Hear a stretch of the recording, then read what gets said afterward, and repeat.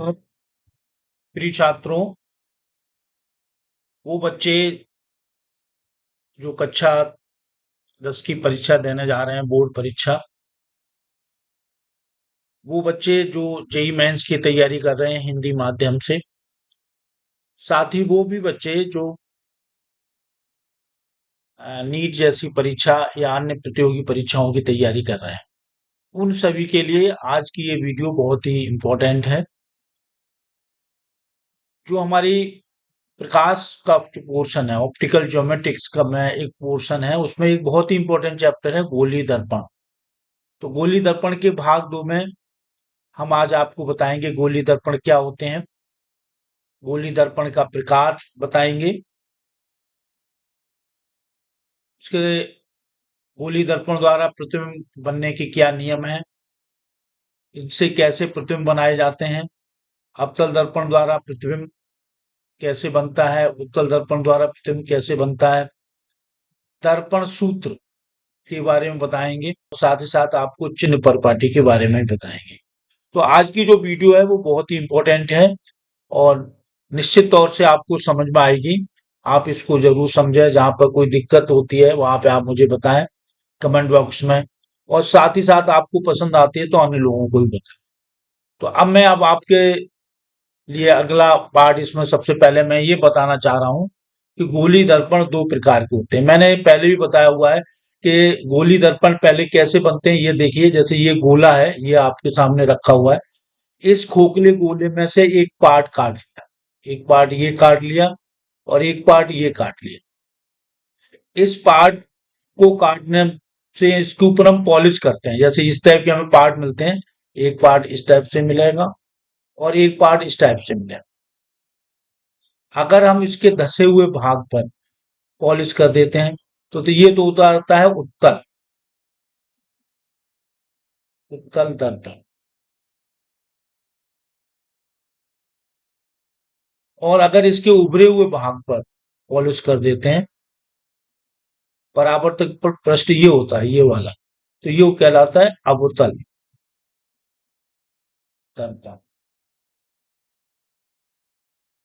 तो इस तरह से गोली दर्पण दो प्रकार के होते हैं, एक होता है अवतल, एक होता है उत्तल।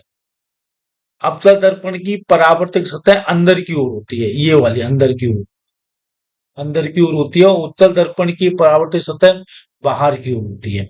ठीक है, तो वह गोली दर्पण जिसका परावर्तक सतह अंदर की ओर, ठीक है, होती है, और चम्मच के अंदर की ओर बक्कित भाग अवतल दर्पण के समान होता है। घरों में जो हम चम्मच का प्रयोग करते हैं उसमें जो नीचे धसा हुआ भाग होता है वो चम्मच के समान होता है। इसका उपयोग हम टॉर्च सर्च लाइट में प्रयोग करते हैं, वाहनों की हेडलाइट में प्रयोग करते हैं, सेविंग दर्पणों में इसका प्रयोग, बड़ा प्रतिबिंब देखने के लिए प्रयोग किया जाता है। दंत चिकित्सक होता है वो इसका प्रयोग करता है। सौर भट्टियों में इसका प्रयोग किया जाता है। बड़ी बड़ी इमारतों को प्रकाशित करने के लिए फ्लड लाइट में इसका प्रयोग किया जाता है। तो ये अवतल दर्पण बहुत जगह प्रयोग होता है, और इससे हम कैसे प्रतिबिंब बनाएंगे ये हम आगे बताएंगे। ये देखिए, इसमें ये हमारा अवतल दर्पण। इसके साथ साथ उत्तल दर्पण हुआ है तो गोली दर्पण होता है जिसकी परावर्तक सतह बाहर की ओर उभरी हुई वक्रित होती है, जिसमें भीतरी भाग को रंग दिया जाता है। भीतरी भाग को रंग दिया जाता है, ये वाले भाग, इस वाले भाग को रंग दिया जाता है, और परावर्तक सतह चिकना बनाने के लिए पॉलिश किया जाता है। चम्मच का बाहरी उभरा हुआ भाग होता है वो उत्तल दर्पण के समान काम करता है। ठीक है, इसको, इसका मुख्य उद्देश्य हम गाड़ियों में उपयोग करते हैं, पीछे की वस्तुओं को देखने के लिए, पीछे से कोई ट्रैफिक आ रहा है उसको देखने के लिए इसका प्रयोग किया जाता है।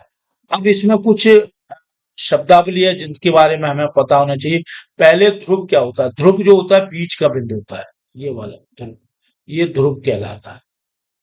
ये बिंदु जो होता है ये ध्रुव कहलाता है, इसको पी से प्रदर्शित करते हैं, ध्रुव। वक्ता केंद्र क्या होता है? मतलब जिस गोले से ये काट के बनाया जाता है उसका जो केंद्र होता है वो वक्ता केंद्र कहलाता है। ठीक है, दर्पण का जो हिस्सा होता है। मुख्य अक्ष क्या होता है? ध्रुव और वक्ता केंद्र को मिलाने वाली जो काल्पनिक रेखा होती है, जैसे ये मान लीजिए वक्ता केंद्र है, ये ध्रुव है, तो इसको मिलाने वाली जो काल्पनिक रेखा होती है मुख्य अक्ष कहते हैं। फोकस क्या होता है? जब समानांतर किरणें आती हैं और परावर्तन के पश्चात मुख्य अक्ष के समानांतर किरणें आने वाली किरणें परावर्तन के पश्चात वो फोकस कहलाता है। उत्तल दर्पण में जो फोकस होता है वो वास्तविक होता है, उत्तल दर्पण में जो फोकस होता है वो काल्पनिक। काल्पनिक इसको क्यों कहते हैं? जब इस पर समानांतर किरणें पड़ती हैं तो परावर्तन के पश्चात एक बिंदु से आती हुई प्रतीत होती हैं। इस बिंदु को हम फोकस कहते हैं। ध्रुव और फोकस के बीच की दूरी ध्रुव और फोकस के बीच की दूरी फोकस दूरी कहलाती है।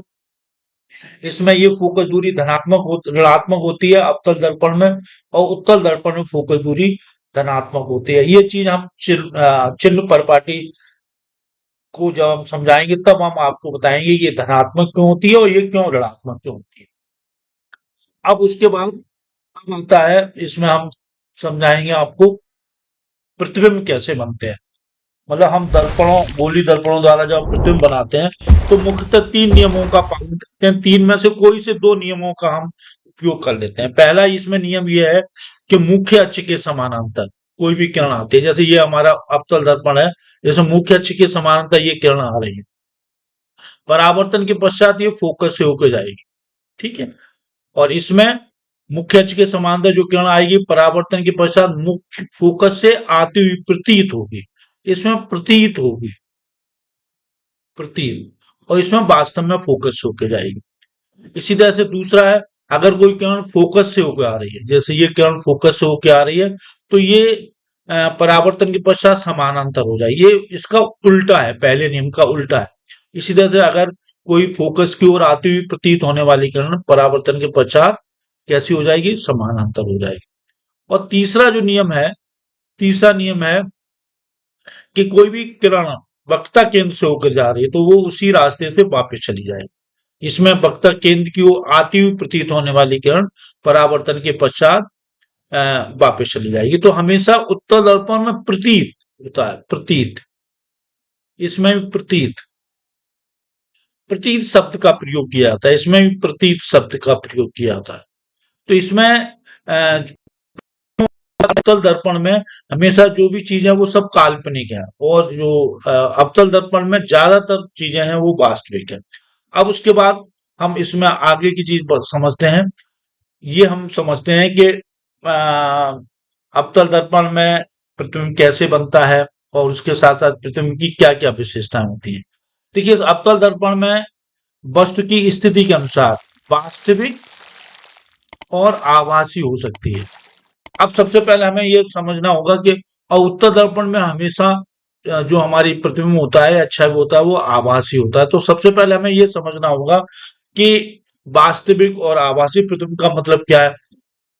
तो पहले हम ये समझते हैं प्रतिबिंब क्या होता है। जब किसी वस्तु से आने वाली प्रकाश की किरणें किसी दर्पण, लेंस या किसी परावर्तक सतह से टकराकर बदल जाती है और उस सतह से सामने या पीछे के किसी स्थान से पर मिलती हैं या मिलती हुई प्रतीत होती हैं, तब उस स्थान को वस्तु का प्रतिबिंब बनता है। जैसे मान लीजिए यहां से किरण आई, इसको देखिए, किरण आई यहां से, ये फोकस से होकर चली गई और दूसरी वक्ता केंद्र से उसी तरफ से चली गई, तो ये इसका जो प्रतिबिंब है वो यहाँ पर बन गया। ये हमारा वास्तविक प्रतिबिंब है। ठीक है, यहाँ पे भी वास्तविक प्रतिबिंब बन रहा है, यहाँ पे जो प्रतिबिंब बन रहा है वो आभासी बन रहा है, ये आभासी प्रतिबिंब। अभी हम बताएंगे आभासी प्रतिबिंब और वास्तविक प्रतिबिंब की क्या विशेषता है। यहाँ पे भी ये प्रतिबिंब जो बन रहा है वो आभासी बन रहा है, आभासी प्रतिबिंब। अब देखिए, दर्पण या लेंस में दिखने वाली वस्तु की आकृति, मतलब हम दर्पण से या लेंस से जो भी हम दर्पण की आकृति देखते हैं वो हमारा प्रतिबिंब कहलाता है। प्रतिबिंब होते हैं वो दो प्रकार के होते हैं। एक तो वास्तविक प्रतिबिंब, किरणें वास्तव में एक बिंदु पर मिलती हैं, तो इनको हम पर्दे पर प्राप्त कर सकते हैं। ठीक है, अवतल दर्पण द्वारा बना प्रतिबिंब, अवतल दर्पण में ज्यादातर हमारे जो प्रतिबिंब बनते हैं वो आगे बनते हैं और वो हमारे वास्तविक होते हैं।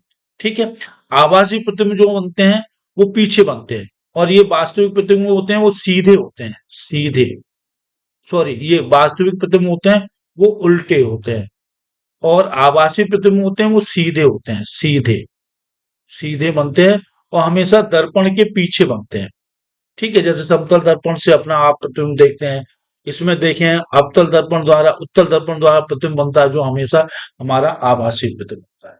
तो ये बहुत इंपॉर्टेंट चीज है, क्योंकि हम जब अवतल दर्पण द्वारा प्रतिबिंब और या उत्तल दर्पण द्वारा प्रतिबिंब को समझेंगे, तो उसमें हमें ये बताना पड़ेगा ये प्रतिबिंब आभासी है कि वास्तविक है। ये चीजें हम वहां पर अच्छी तरह से समझेंगे। तो चलिए अब हम आगे बढ़ते हैं, और आगे बढ़ने के बाद हम ये देखते हैं ये अ, अवतल दर्पण द्वारा प्रतिबिंब कैसे बनता है और उत्तल दर्पण द्वारा प्रतिबिंब कैसे बनता है। देखिए, अवतल दर्पण द्वारा प्रतिबिंब बनता है उसमें कुल 6 स्थितियां होती है। एक पहली ये स्थिति आपको दिखाई गई है, ये नंबर 1। ठीक, इसके बाद ये नंबर 2, नंबर 3, 4, 5, 6। इसमें वास्तविक प्रतिबिंब है, इसमें वास्तविक है, इसमें वास्तविक है, इसमें वास्तविक है, इसमें वास्तविक, इसमें आभासी प्रतिबिंब है।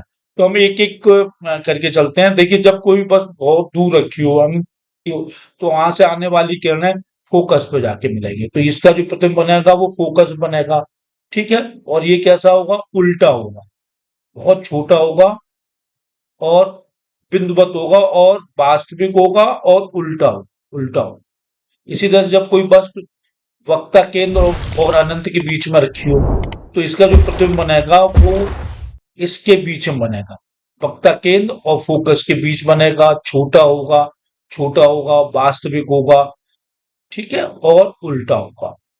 इसी तरह से जब वस्तु वक्ता केंद्र पर रखी हो, ये बहुत इंपॉर्टेंट केस है, वक्ता केंद्र पर रखी है, तो इसमें जो प्रतिबिंब है वो वक्ता केंद्र पर ही बनेगा, वक्ता केंद्र पर ही बनेगा, और ये वास्तविक होगा, वस्तु के बराबर होगा, समान आकार का होगा। अब देखिए, अभी तक हमारा प्रतिबिंब क्या होता है, बढ़ रहा था, पहले यहाँ बहुत छोटा था, फिर उसके बाद प्रतिबिंब बढ़ा और वस्तु के बराबर हो गया। अब बस प्रतिबिंब बनेगा वो वस्तु से बड़ा, जब हमारी वस्तु वक्ता केंद्र और फोकस के बीच रखी हो, तो जो हमारा प्रतिबिंब होगा वो वस्तु से बड़ा होगा। तो इसमें देखिए, इसमें वस्तु से बड़ा होगा और प्रतिबिंब वक्ता केंद्र और फोकस के बीच, वो अनंत के बीच बनेगा। ठीक है, उल्टा होगा, उल्टा होगा और बड़ा होगा। ठीक है, इसके साथ साथ अब हम यहाँ पे देखेंगे, जब हमारा प्रतिबिंब वस्तु है वो फोकस पर रखी हो, जैसा कि हमने यहाँ पे देखा था, अनंत पर रखी हुई वस्तु का प्रतिबिंब कहाँ बनना था, फोकस पर बनना था। यहाँ पे फोकस पर रखी हुई वस्तु का प्रतिबिंब कहाँ बनेगा, अनंत पर बनेगा। प्रतिबिंब इधर ही बनेगा, तो ये कैसा होगा, उल्टा होगा, वस्तु से बहुत बड़ा होगा और अनंत पर बनेगा। ठीक है, अब ये इन सभी पांचों स्थितियों में जो हमारा प्रतिबिंब था वो कैसा था, वास्तविक था। अब इसमें जो प्रतिबिंब बनना है, इसमें ये आभासी प्रतिबिंब बनना है, और इसमें जो वस्तु फोकस और ध्रुव के बीच रखी हो तो प्रतिबिंब पीछे बनेगा। इसमें ये जो किरण आ रही है और किरण आकर के इस पर प्रतिबिंब बना रही है।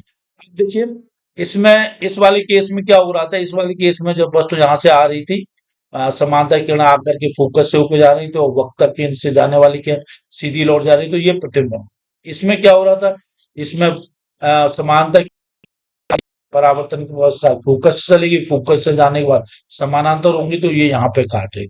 इसमें भी देखिए, जब समानांतर किरण आ रही है वो फोकस से होकर जा रही है और वक्र केंद्र वाली, तो ये किरण यहाँ पर बनी। तो हमने जो पीछे नियम बताए उन्हीं नियमों का पालन किया है। इस वाले केस में हमारा जो प्रतिबिंब बनना है वो आभासी बनना है, क्योंकि समांतर जो किरण आएगी वो फोकस से होकर जाएगी, और दूसरी जो किरण है वक्र केंद्र से जाएगी, वो ये पीछे मिलती हुई प्रतीत होगी, तो इसमें हमारा प्रतिबिंब हमेशा आभासी बनता है। इस वाले में आभासी बनेगा और बाकी 5 में वास्तविक।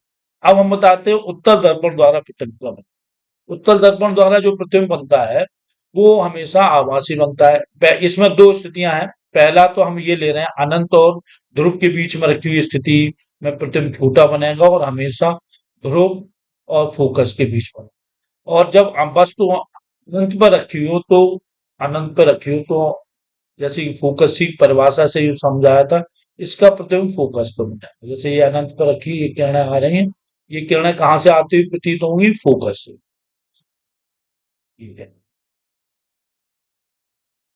ये फोकस। तो इसमें हमेशा प्रतिबिंब आभासी ही बनता है, इसमें बस प्रतिबिंब बहुत छोटा बना है। ठीक है, बहुत छोटा बना है, तो ये दर्पण के पीछे बनेगा, ये आभासी होगा। तो इस तरह से अवतल दर्पण द्वारा और उत्तल दर्पण द्वारा हमने प्रतिबिंबों को बताया। एक चीज आपको अच्छी तरह से बता दें कंपटीशन के हिसाब से, अवतल दर्पण में कभी भी ध्रुव और फोकस के बीच प्रतिबिंब नहीं बनता, इस रीजन में कभी प्रतिबिंब नहीं बना। ठीक है, जबकि उत्तल दर्पण में हमेशा फोकस और वक्तक केंद्र वो ध्रुव के बीच ही प्रतिबिंब बनता है, इस रीजन में ही बनता है। ये थोड़ा कंपटीशन का क्वेश्चन है। इसमें हमेशा फोकस और ध्रुव के बीच में कभी प्रतिबिंब नहीं बनता अवतल दर्पण में, जबकि उत्तल दर्पण में हमेशा फोकस और ध्रुव के बीच ही प्रतिबिंब बनता है। इसमें प्रतिबिंब हमेशा आभासी बनता है, इसमें प्रतिबिंब आभासी एवं वास्तविक भी बनता है, वास्तविक ज्यादा बनता है, आभासी केवल एक केस में बनता है। तो इस तरह से हमने आपको अवतल दर्पण द्वारा और उत्तल दर्पण द्वारा प्रतिबिंब का बनना बताया। अब हम जो खास चीज बताने जा रहे हैं वो हम थोड़ा बता रहे हैं दर्पण के सूत्र का परिचय, जिसका निगमन अगली वीडियो में हम कराएंगे। ये देखिए सूत्र का उपयोग करते हैं 1/f बराबर 1/v प्लस 1/u। एफ क्या है? फोकस दूरी है। यहाँ पे ये एफ क्या है? फोकस, फोकल लंबाई कहिए या फोकस दूरी कहिए, फोकस दूरी। यू क्या है? दर्पण से वस्तु की दूरी। ठीक है, और वी क्या है? प्रतिबिंब होगा उसकी दूरी, दर्पण से प्रतिबिंब की दूरी। जैसे ये मान लीजिए ये है, जैसे हमने यहाँ पे एक दर्पण बना लिया ये, और ये वस्तु रखी हुई है और इसका प्रतिबिंब ये बना है, तो ये तो होगा यू और ये होगा वी, और ये फोकस होगा। यहाँ पे जो भी फोकस होगा वो हमारा फोकस, ये दूरी फोकल दूरी। इस तरह से इसमें दर्पण में का आवर्धन का मतलब क्या होता है? ये हमारा जो प्रतिबिंब बनता है और जो वस्तु की लंबाई होती है उसका अनुपात होता है। प्रतिबिंब का प्रतिबिंब का कितना वस्तु के आकार के मुकाबले बड़ा या छोटा है। ठीक है, तो आवर्धन का मतलब होता है प्रतिबिंब की ऊंचाई बटे वस्तु की ऊंचाई, इसे एम बराबर, इससे हम दर्शित करते हैं H dash upon H dash. ठीक है, एच डैश, और वस्तु की ऊंचाई को हम एच से लेते हैं और प्रतिबिंब की ऊंचाई को एच डैश से। ये हमारा एच डैश है और ये एच, इसके अनुपात होगा, ये माइनस वी अपॉन यू के बराबर होता है। ठीक है, अब इसमें ऋणात्मक आवर्धन वास्तविक प्रतिबिंब को प्रदर्शित करता है। अगर ऋणात्मक आवर्धन आता है तो वास्तविक प्रतिबिंब होगा, और धनात्मक आवर्धन आता है तो आभासी प्रतिबिंब। ठीक है, आभासी प्रतिबिंब का मतलब है अगर इधर बनता है तो हमारा एम होगा वो धनात्मक। ठीक है, और अगर इधर बनता है तो एम हमेशा हमारा लाभ। चिन्ह प्रॉपर्टी को आप समझ लें, जिसके बारे में आगे भी हम विस्तृत में बताएंगे। इसमें हम जो ध्रुव होता है वो कोऑर्डिनेट सिस्टम, ये जैसे ये है हमारा वाई, और ये एक्स, और ये वाई डैश, और ये एक्स डैश।